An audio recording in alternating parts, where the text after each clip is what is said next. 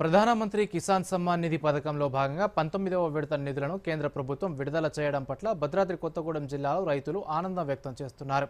PM Kisan Samman Nidhi పథకంలో భాగంగా 2000 రూపాయల చొప్పున నగదు రైతుల ఖాతాల్లో జమయ్యాయి. ఈ పంట పెట్టుబడి సాయం తమకు ఎంతగానో ఉపయోగపడుతుందని రైతులు సంతోషం వ్యక్తం చేశారు.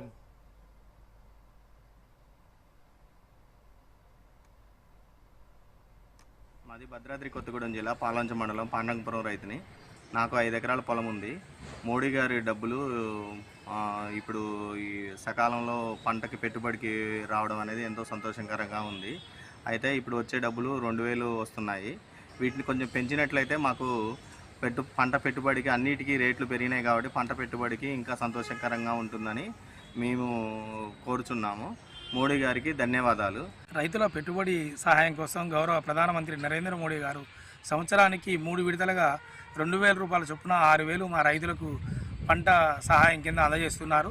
ఈ సహాయంతో పాటు ఇంకొంచెం ఎక్కువ సహాయం చేస్తే రైతుల పంటకు ప్రోత్సాహం అందజేసిన విధంగా ఉంటుంది. కాబట్టి రైతుల తరఫున ప్రధానమంత్రి నరేంద్ర మోడీ గారికి చిన్న విన్నపము, ఈ 2000 కాకుండా సంవత్సరానికి కనీసం 10 నుంచి 15,000 రూపాయలు సహాయం చేస్తే రైతులు కూడా ఆర్థికంగా అభివృద్ధి చెందుతారని తెలియజేస్తారు.